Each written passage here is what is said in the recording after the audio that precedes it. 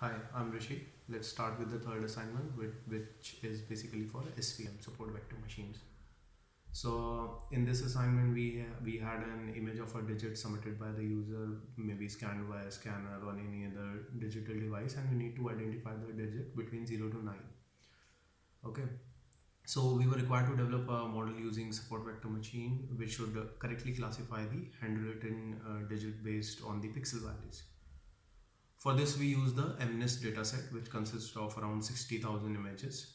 So it consists of an image label and 784 other columns for each pixel values. That means, it divides an image into a pixel grid of 28 cross 28. Okay. So since the data set was very huge and SVM takes a very large computational time, so we sampled the data into very few number of observations. So um, basically SVM is a advanced machine learning algorithm which solves the problem of non-linearity using kernels. You can think of kernel as a black box which takes in some values and returns a linear boundary for classification of the non-linear data implicitly. Okay.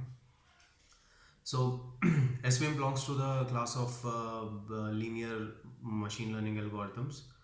What a linear machine learning algorithm is, it tries to fit a linear model to capture the relationship between the input and the output variables.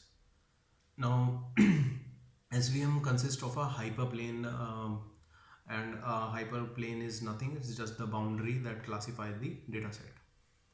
Now, there could be multiple hyperplanes that are possible which separate the two classes, but the best line that that maximizes and equates the difference for both the data set or both the classes is the best line. Now for the separator to be optimal, this margin or the distance to the nearest point to the separator should be maximum. Now this is known as the maximum margin classifier.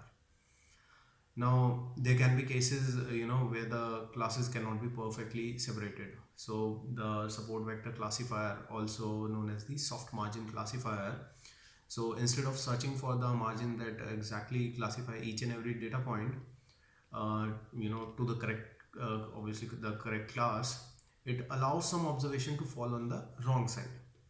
So the points that are close to the hyperplanes are only considered for constructing the hyperplane, and they are called the support vectors. Those points are known as the support vectors. So to start with, we used a linear kernel. So a linear kernel is basically which uh,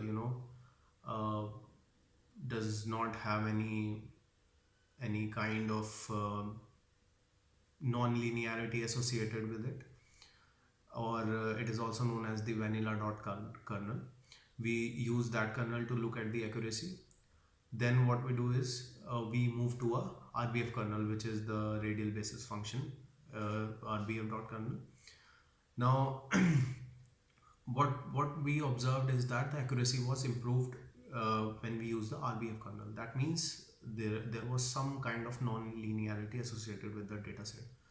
So what we do is, now we know that we need to use the RBF kernel. Now we need to tune the hyperparameters, which are basically the cost and the gamma, or also known as the sigma. So we used a multi-fold cross validation method to do this, and we got the optimal values for the gamma and the cost function. Then the final model that was used, it was used to that we got was used to predict the test data set values. Thank you.